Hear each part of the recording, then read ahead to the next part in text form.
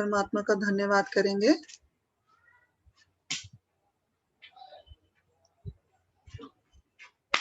और सभी देवदूतों को हम आवाहन करेंगे कि हमारी अंडरस्टैंडिंग पहले से और ज्यादा बेहतर करो, कि इस अध्याय के जरिए जो भी मैसेज हमारे लिए भेजा गया है उसको हम समझ सकें और अपने जीवन में उस मैसेज को उतार सकें।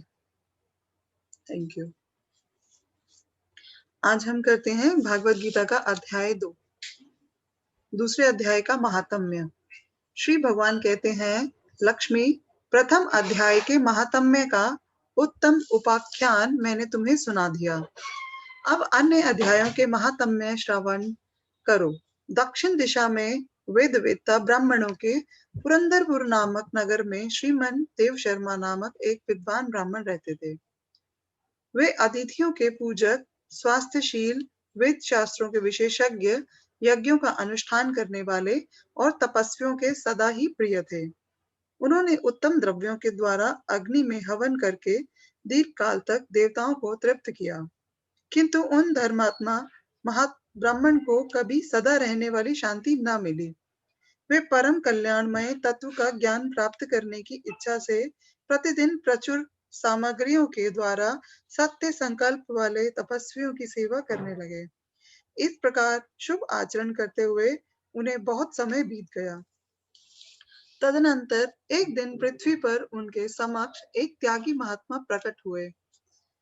वे पूर्ण अनुभवी, आकार रहित, नासिका के अग्रभाग पर दृष्टि रखने वाले तथा शांति चित्त थे। निरंतर परमात्मा के चिंतन में संलग्न हो वे सदा आनंद विभोर रहते थे। देव शर्मा ने उन नित्य संतुष्ट तपस्वी को शुद्ध भाव से प्रणाम किया और पूछा, महात्मन, मुझे शांतिमय स्थिति कैसे प्राप्त होगी? तब उन आत्मज्ञानी संत ने देव शर्मा को सौपुर ग्राम के निवासी मित्रवान का, जो बकरियों का चरवाहा था, परिचय दिया और कहा, वही तुम्हें उपदेश देगा। यह सुनकर देव शर्मा ने महात्मा के चरणों की वंदना की और समृद्धिशाली सोपुर ग्राम में पहुंचकर उसके उत्तर भाग में एक विशाल वन देखा। उसी वन में नदी के किनारे एक शिला पर मित्रवान बैठा था। उसके नेत्र आनंदातिरेक से निश्चल हो रहे थे। वह अपलक दृष्टि से देख रहा था। वह स्थान आपस का स्वाभाविक वैर छोड़कर एकत्रित हुए परस्पर विरोधी जंतुओं से घिरा था। वहां उद्यान में मंद मंद वायु चल रही थी। मृगों के झुंड शांत भाव से बैठे थे और मित्रवान दया से भरी हुई आनंदमयी मनोहारिणी दृष्टि से पृथ्वी पर मानो अमृत छिड़क रहा था। इस रूप में उसे देखकर देव शर्मा का मन प्रसन्न हो गया। वे उत्सुक होकर बड़ी विनय के साथ मित्रवान के पास गए। मित्रवान ने भी अपने मस्तक को किंचित नवाकर देव शर्मा का सत्कार किया।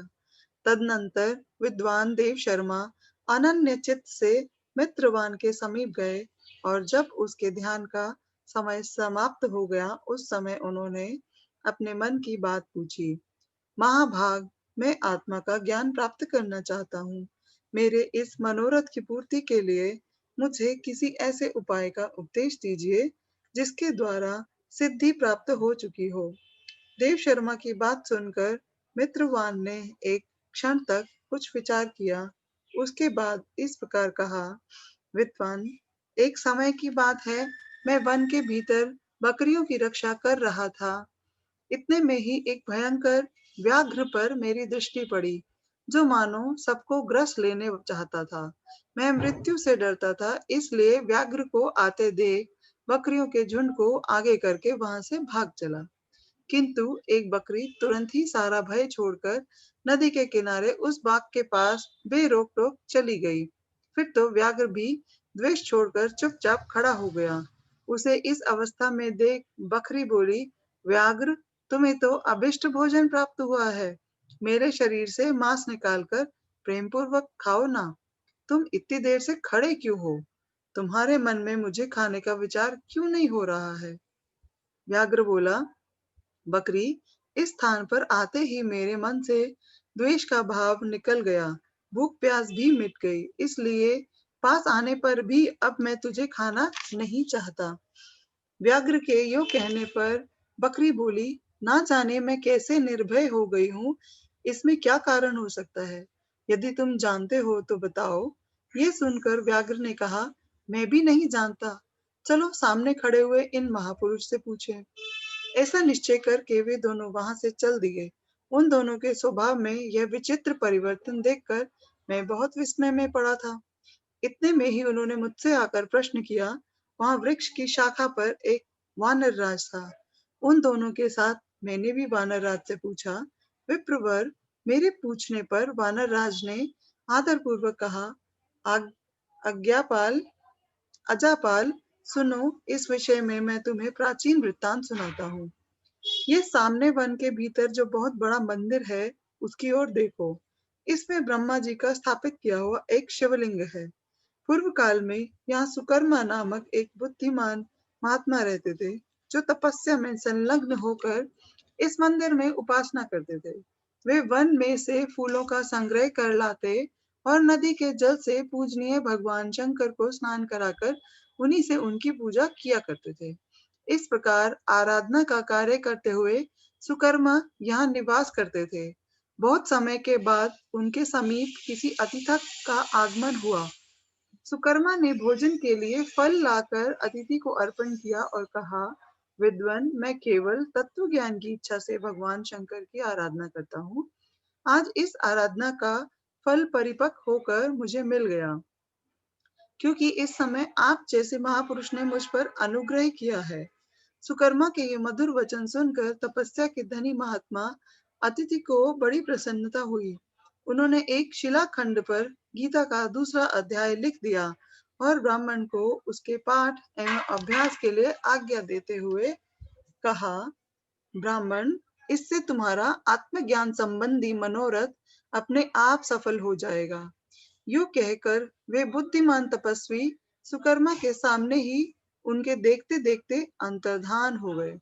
सुकर्मा विस्मित होकर उनके आदेश के अनुसार निरंतर गीता के द्वितीय अध्याय का अभ्यास करने लगा। तदनंतर दीर्घ काल के पश्चात अंतःकरण शुद्ध होकर उन्हें आत्मज्ञान की प्राप्ति हुई।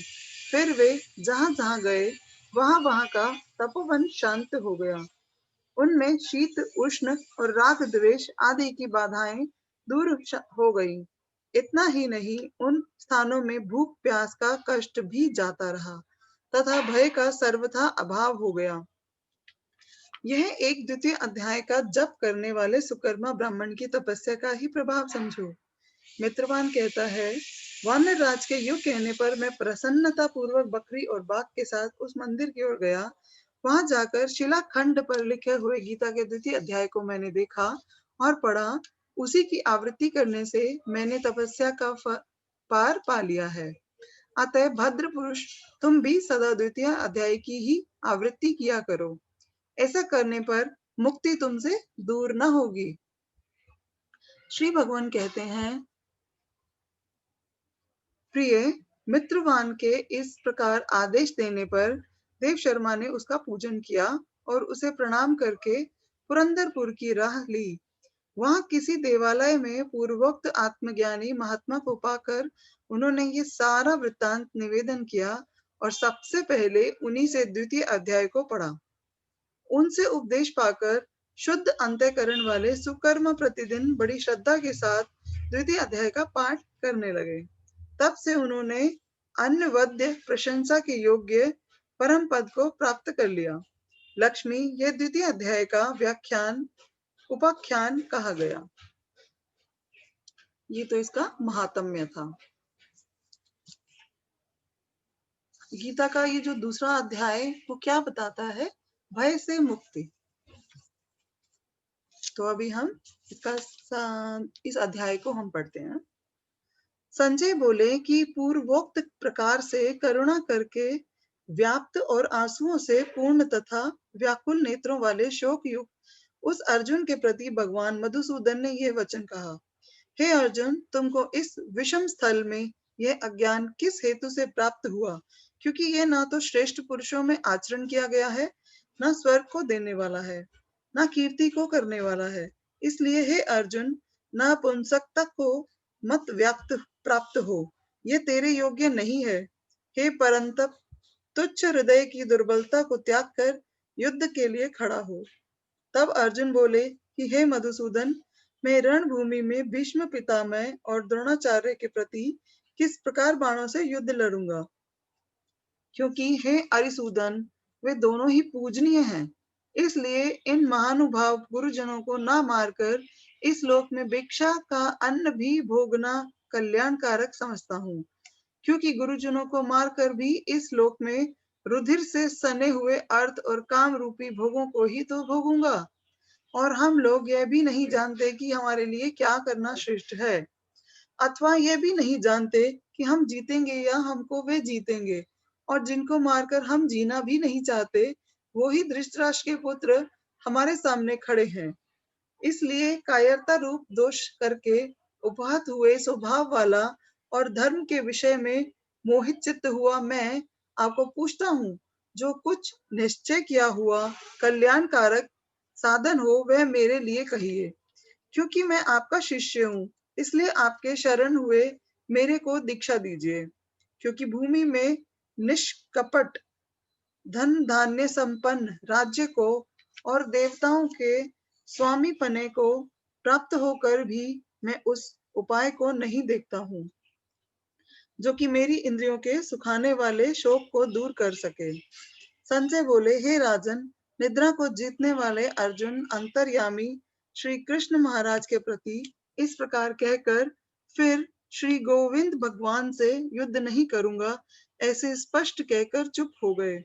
उसके उपरांत हे भरतवंशी धृतराष्ट्र, अंतर्यामी श्री कृष्ण महाराज ने दोनों सेनाओं के बीच में उस शोक युक्त अर्जुन को हंसते हुए से ये वचन कहे, हे अर्जुन, तू ना शोक करने योग्य के लिए शोक करता है और पंडितों के से वचन को कहता है, परंतु पंडित जन जिनके प्राण चले गए हैं उनके लिए और जिनके प्राण नहीं गए हैं उनके लिए भी शोक नहीं करते हैं, क्योंकि आत्मा नित्य है, इसलिए शोक करना अयुक्त है।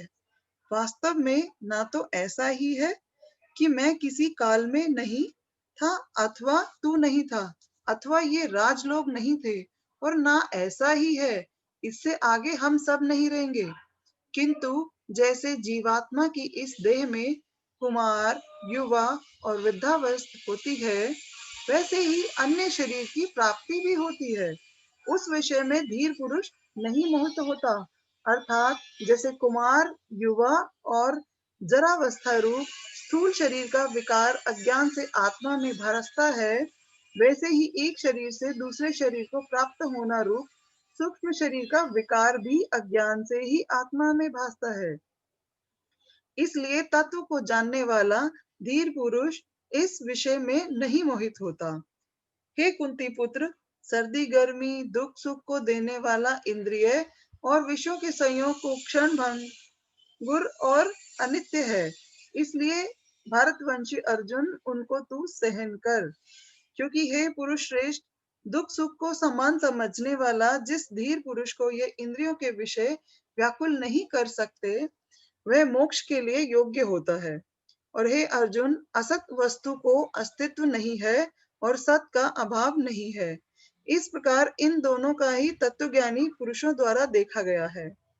इस न्याय के अनुसार नाश रहित तो उसको ज्ञान की जिससे ये संपूर्ण जगत व्याप्त है, क्योंकि इस अविनाशी का विनाश करने को कोई भी समर्थ नहीं है।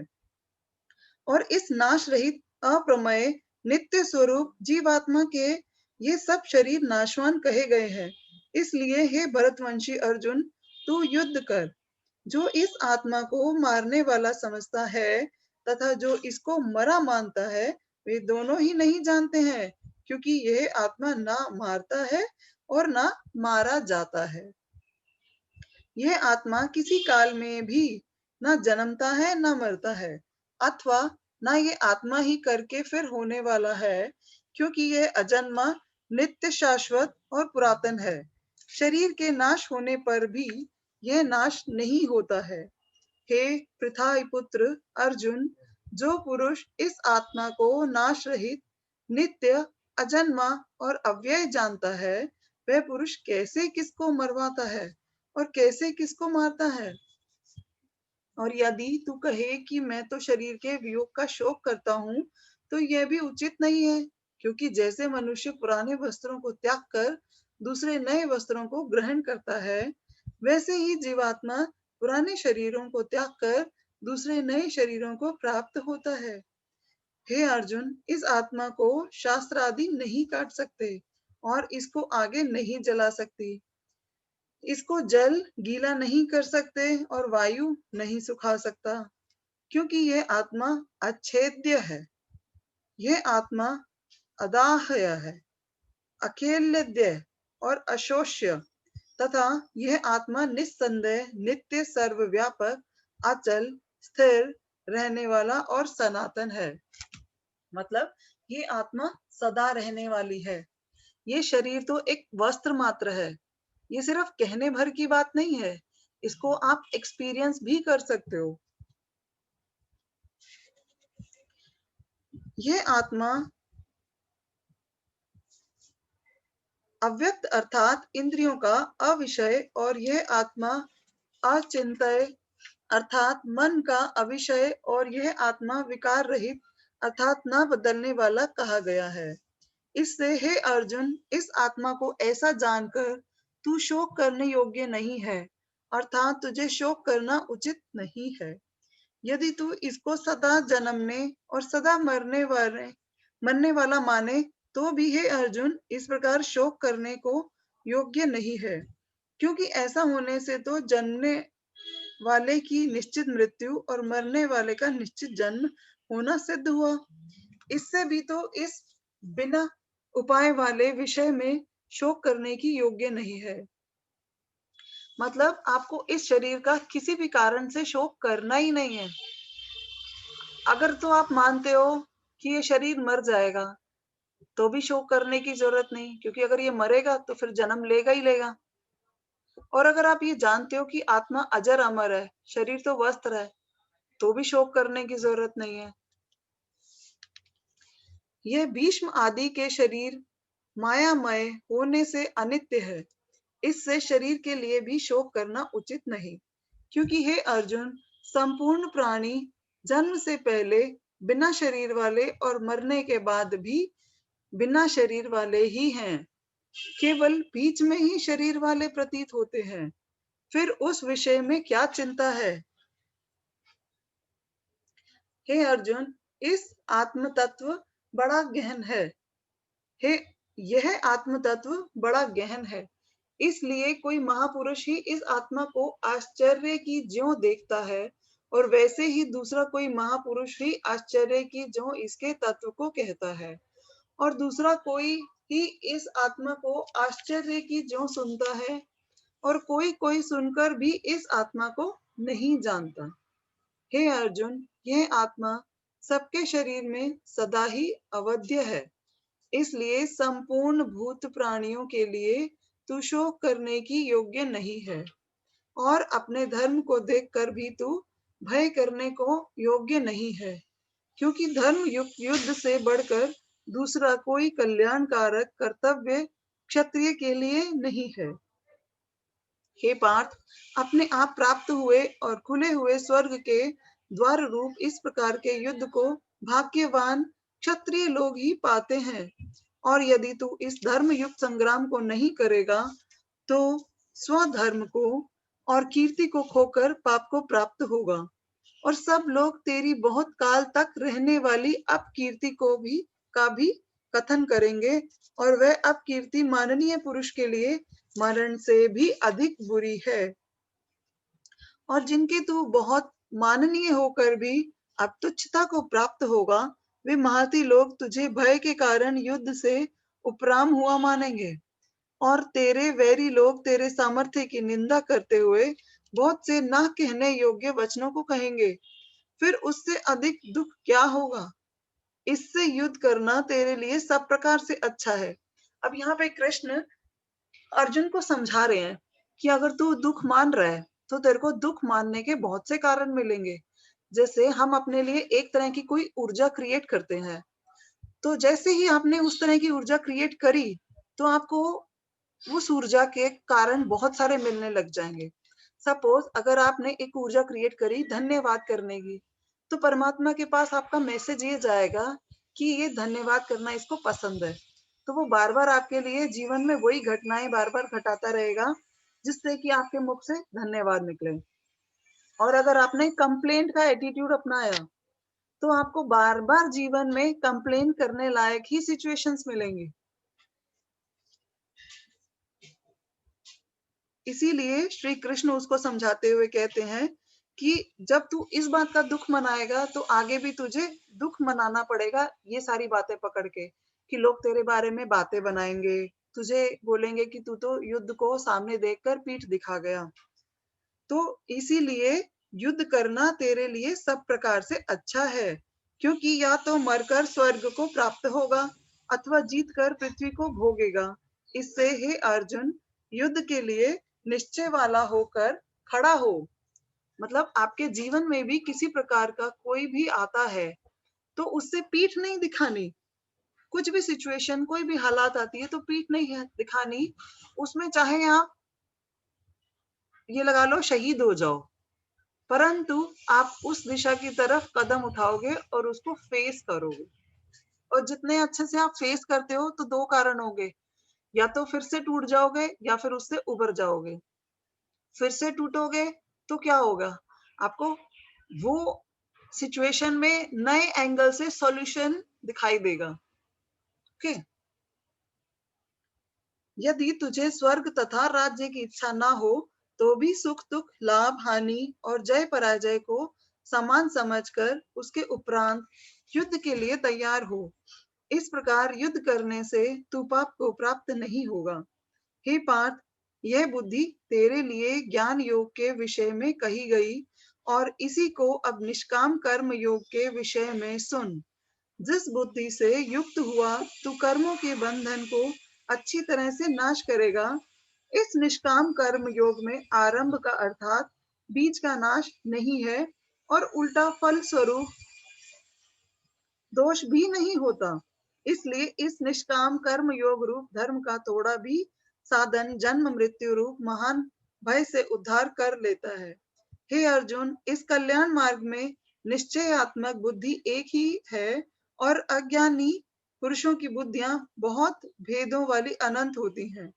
हे अर्जुन, जो सकामी पुरुष केवल फल श्रुति में प्रीति रखने वाले, स्वर्ग को ही परम श्रेष्ठ मानने वाले, इससे बढ़कर और कुछ नहीं है ऐसा कहने वाले, हे अविवेकी जन, जन्म रूप कर्म फल को देने वाली और भोग तथा ऐश्वर्य की प्राप्ति के लिए बहुत सी क्रियाओं के विस्तार वाली इस प्रक्रिया की जिस दिखाऊ शोभा युक्त वाणी को कहते हैं, उस वाणी द्वारा हरे हुए चित्त वाले तथा भोग और ऐश्वर्य में आसक्ति वाले उन पुरुषों के अंतःकरण में निश्चयात्मक बुद्धि नहीं होती है। हे अर्जुन, सब वेद तीनों गुणों के कार्य रूप संसार को विषय करने वाले अर्थात प्रकाश करने वाले हैं। इसलिए तू असंसारी अर्थात निष्कामी और सुख दुख आदि द्वंद्वों से रहित नित्य वस्तु में स्थित तथा योग क्षेम को न चाहने वाला और आत्मपरायण हो। क्योंकि मनुष्य का सब ओर से परिपूर्ण जलाशय के प्राप्त होने पर छोटे जलाशय में जितना प्रयोजन रहता है, अच्छी प्रकार ब्रह्म को जानने वाले ब्राह्मण का भी सब वेदों में उतना ही प्रयोजन रहता है। अर्थात जैसे बड़े जलाशय के प्राप्त हो जाने पर जल के लिए छोटे जलाशयों की आवश्यकता नहीं रहती, वैसे ही ब्रह्मानंद की प्राप्ति होने पर आनंद के लिए वेदों की आवश्यकता नहीं रहती। इससे तेरा कर्म करने मात्र से ही अधिकार होवे, फल में कभी नहीं, और तू कर्मों के फल की वासना वाला भी मत हो, तथा तेरी कर्म ना करने में भी प्रीति ना होवे। हे धनंजय, आसक्ति को त्याग कर तथा सिद्धि और असिद्धि में समान बुद्धि वाला होकर योग में स्थित हुआ कर्मों को कर। यह समत्व भाव ही योग नाम से कहा जाता है। इस समत्व रूप बुद्धि योग से सकाम कर्म अत्यंत तुच्छ है। इसलिए हे धनंजय, समत्व बुद्धियों का आश्रय ग्रहण कर क्योंकि फल की वासना वाले अत्यंत दीन है। समत्व बुद्धि युक्त पुरुष पुण्य पाप दोनों को इस लोक में ही त्याग देता है, अर्थात उनसे लिपायमान नहीं होता।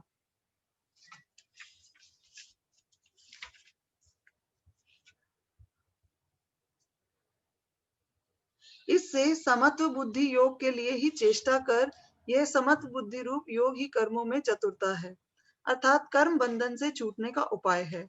क्योंकि बुद्धि योग युक्त ज्ञानी जन कर्मों से उत्पन्न होने वाले फल को त्याग कर जन्म रूप बंधन से छूटे हुए निर्दोष अर्थात अमृतमय परम पद को प्राप्त होते हैं।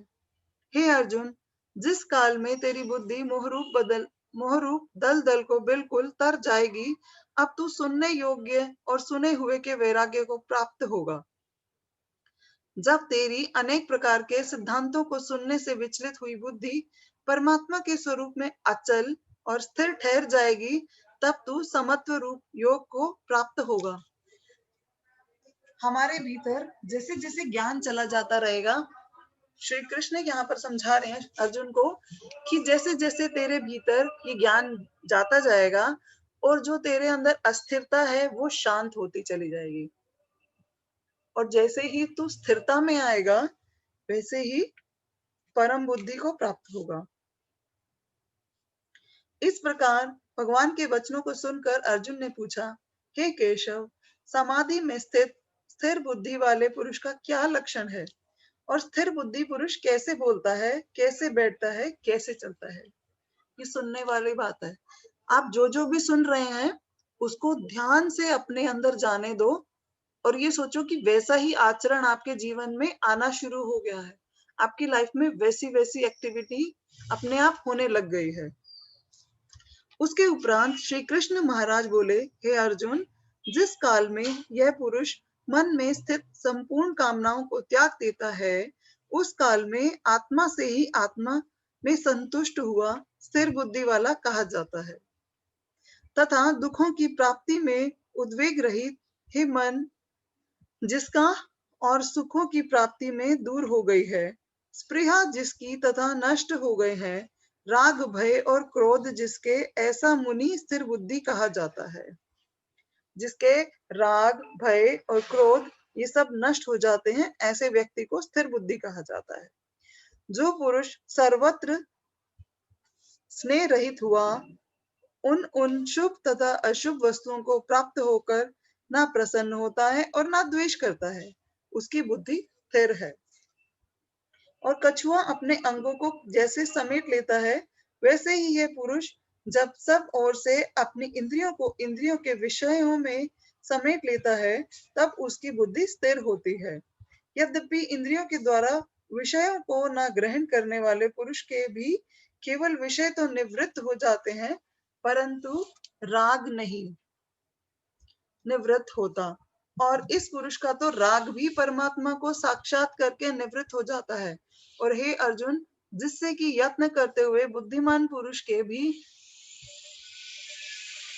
मन को यह प्रमथन स्वभाव वाली इंद्रियां बलात् हर लेती हैं। इसलिए मनुष्य को चाहिए कि उन संपूर्ण इंद्रियों को वश में करके समाहित चित्त हुआ ऐसे परायण स्थित होवे, क्योंकि जिस पुरुष के इंद्रियां वश में होती हैं, उसकी ही बुद्धि स्थिर होती है।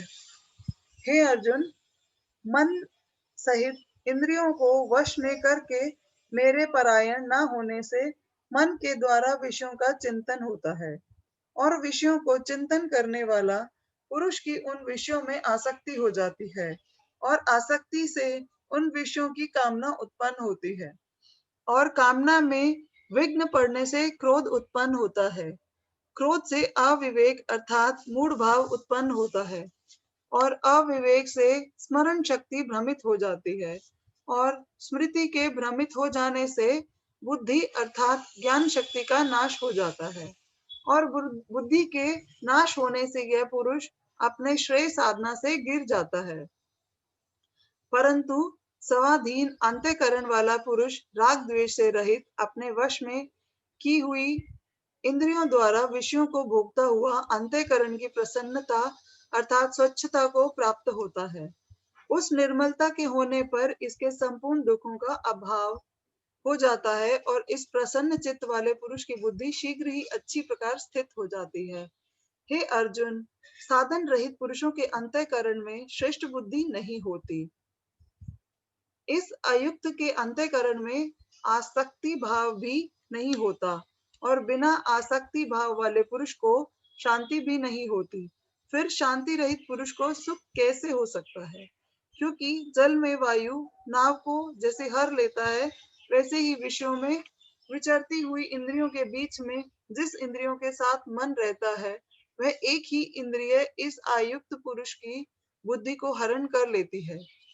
इससे हे महाबाहो, जिस पुरुष की इंद्रियां सब प्रकार इंद्रियों के विषयों से वश में की हुई होती हैं, उसकी बुद्धि स्थिर होती है। और हे अर्जुन, संपूर्ण भूत प्राणियों के लिए जो रात्रि है, इस उस नित्य शुद्ध बोध स्वरूप परमानंद में भगवान को प्राप्त हुआ योगी पुरुष जागता है। और जिस नाशवान क्षण भंगुर सांसारिक सुख में सब भूत प्राणी जागते हैं, तत्व को जानने वाले मुनि के लिए वह रात्रि है। जैसे सब ओर से परिपूर्ण अचल प्रतिष्ठा वाले समुद्र के प्रति नाना नदियों के जल उसको चलायमान न करते हुए ही समा जाते हैं, वैसे ही जिस स्थिर बुद्धि वाले मनुष्य के प्रति संपूर्ण भोग किसी प्रकार का विकार उत्पन्न किए बिना ही समा जाते हैं, वह पुरुष परम शांति को प्राप्त होता है, ना कि भोगों को चाहने वाला। क्योंकि जो पुरुष संपूर्ण कामनाओं को त्याग कर ममता रहित और अहंकार रहित, स्पृहा रहित बहुत बरतता है, वह शांति को प्राप्त होता है। हे अर्जुन, यह ब्राह्मण को प्राप्त हुए पुरुष की स्थिति है। इसको प्राप्त होकर मोहित नहीं होता है और अंत काल में भी इस निष्ठा में स्थित होकर ब्रह्मानंद को प्राप्त हो जाता है। यहाँ पर हमारा दूसरा अध्याय समाप्त होता है।